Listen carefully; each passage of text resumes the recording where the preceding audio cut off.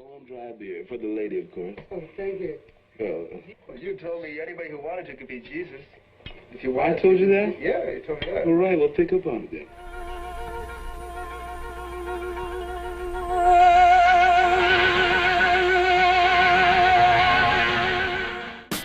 James Marshall Hendrix, better known as Jimi Hendrix, was a Seattle-born rock guitarist, singer, songwriter who, in his 4-year career, revolutionized the face and sound of music.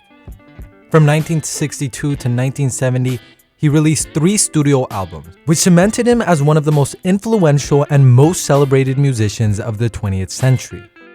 The Rock and Roll Hall of Fame describes him as arguably the greatest instrumentalist in the history of rock music. You're considered one of the best guitar players in the world. No. How about one of the best sitting in this chair? How about Yeah. The greatest of Hendrix's artistic feats was his pioneering of psychedelia. The term describes a style of psychedelic art that recreates the experience of altered consciousness derived from hallucinogenic drugs. In this video essay, I will explore how Hendrix's creative practices and psychedelic themes transcended both form and era, and became dynamically reimagined in the works of contemporary artist Renee Cox. The most popular of these hallucinogenic substances was and still is lysergic acid diethylamide, commonly known as LSD, a liquid chemical that when taken orally induces a psychedelic trip. Hendrix was an avid user of LSD, and to understand what makes art stylistically psychedelic, we should first look at the 3 fundamental effects of hallucinogenic substances: dechronicization, depersonalization, and dynamization. Psychedelic art is art that intensifies or even simulates these 3 effects. The first, dechronicization, permits the user to move outside of conventional perceptions of time. Time begins to warp and twist and bend, minutes become hours and seconds feel like days, and the user eventually realizes that time is just a human invention. Depersonalization allows the user to lose their sense of self, sometimes referred to as ego death, and gain an awareness of undifferentiated unity and oneness. It describes a newfound understanding of universal balance and harmony that is an essential feature of psychedelic experiences. And dynamization, probably the most representative of these effects, refers to the heightened visual acuity and enhanced recognition of colors and patterns common amongst hallucinogens. Everything around you seems to breathe itself to life, familiar forms dissolve into moving, dancing structures, and borders and outlines frolic in and out of their usual frames. Hendrix pioneered the genre of psychedelic rock by playing the electric guitar in a way that psychedelically transported listeners out of the confines of their mind and reality, and then deposited them in a sonic world of his own making. For example, he based his chord phrasings around the dominant 7th sharp 9th chord, now colloquially called the Hendrix chord. Instead of stacking chords together to create a harmony, Hendrix simultaneously played both the major 3rd and minor 3rd chords, generating a sonic dissonance that electrified the air. He pitted the notes against one another, making it so you could hear the sound waves clashing and reverberating in the air, a melody of static white noise that catalyzes into a prototypical Hendrix solo.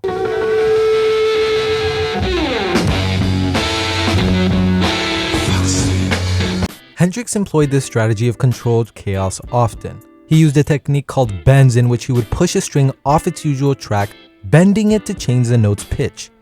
He used subtle bends to tweak and accent notes, and intense bends that would find new notes and create a cocktail of sounds whose discordance resembled that of the blues.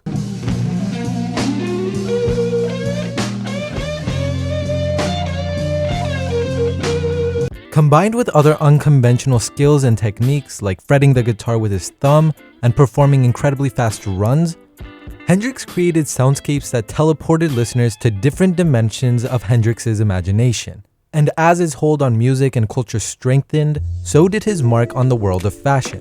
His vibrant costumes decorated with embroidery, floral patterns, stripes, velvets, silver, and gold resembled the trippy visual effects of dynamization and further testified to the psychedelic character of his music. Hendrix gave the counterculture movement of the 60s a powerful soundtrack, and then offered a fashion aesthetic that beautifully complemented it. In short, Jimi Hendrix taught hippies how to dress. He helped forge an aesthetic that allowed nonconformists to visibly and freely display their opposition to the war in Vietnam and love of psychedelic substances.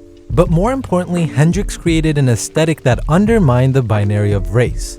The hippie became a new categorical mechanism that did not require the construct of race to define an individual's self-conception. And the political ramifications of this were extensive.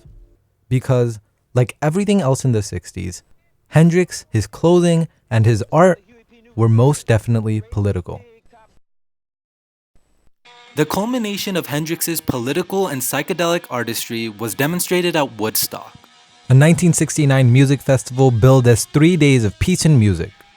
At 8:30 a.m. on Monday morning, Jimi Hendrix took the stage as the last performer and gave a psychedelic rendition of the Star-Spangled Banner.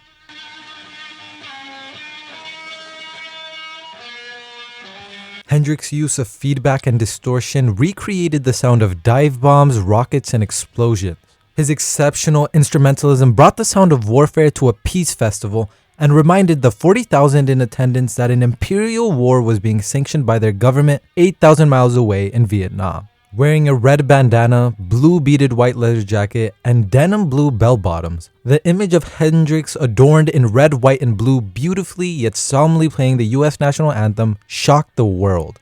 It became a defining moment of the 1960s and a passionate representation of the collective zeitgeist. It was bold, it was daring, and it sonically captured the unorthodoxy and eccentricity of the hippie generation, while also animating their protest in a way that suspended reality. Wrapped in an allegorical US flag, Hendrix's performance was breathtakingly patriotic at a time where US citizens across the country were burning the flag in protest. Regardless of whether or not you believe the nation-state system is inherently capitalistic and incapable of sustaining peace, Hendrix's bold and heartfelt plea for unity was captivating and a political byproduct of the psychedelic art movement. And his ideas, practices, and politics are kept alive and reimagined in bold new ways 50 years later. Do you think this is going to have an influence on future festivals or the music of... Renee Cox, a Jamaican-American photographer and mixed media artist, produced a 2014 video project titled Sacred Geometry that dramatically reconceptualizes psychedelia for the contemporary generation. The video begins with a narratory introduction by Cox, whose voice echoes and resonates on a pitch-black screen. Good evening. This is the voice of the goddess. In the next 10 minutes, we will take you with us into another world, into the world of music, spirit, and meditation. Turn off your mind and take a deep breath. And relax. Let the rhythm be your guiding light. And with those words, the profile of a black woman appears on screen. A play on the infamous "Let There Be Light" verse found in Genesis, Cox, a goddess whose imaginary world we've been invited into, presents a world that is initially without form and void, in which solely darkness and her deified spirit move upon the face of the water. And then from that world manifests more darkness. A beautiful, picturesque darkness that she uses to catalyze a visual shrine to black psychedelia. Cox's video project wonderfully realizes all three facets of psychedelic art in novel ways. For example, the constant movement and self-similar transitions emulate the perpetual movement of psychedelic visuals. The use of geometric patterns and fractals induces a visceral sense of amazement at the symmetrical perfection of Cox's imagination. The different phases of the video psychedelically parallel the come up, peak, and come down of a hallucinogenic experience. Furthermore, the varying chapters of the visual series also create a sensory experience that desensitizes and dilates the viewer's understanding of time. With kinetic visuals whose intensity is synchronized with constantly changing sonic cues, Cox fashions an optical and auditory illusion that collapses, convulses, and contorts the viewer's understanding of linear time. Fusing different limbs and faces into an all-encompassing animated entity, the piece dissolves the facade of individual ego in favor of a collective consciousness. It reminds the viewer that the notion of the self is constructed and developed, that its boundaries are never constant, and that the notion of an entirely autonomous, independent ego is nothing more than bourgeois fabrication. And in doing so, Cox's masterpiece dynamically imparts the psychedelic feeling of cohesion and connection. At the end of the video, the conglomeration of appendages gives away to the forms and figures of the black women utilized in the composition. By highlighting the unity of life but also regarding and respecting the individuality of black women, Cox's piece demonstrates the homogeneous harmony of existence while also taking care to admire and appreciate the power, beauty, and grace of black women. And in doing so, advances the psychedelic idea that, like Cox, these black women are all goddesses of their own making.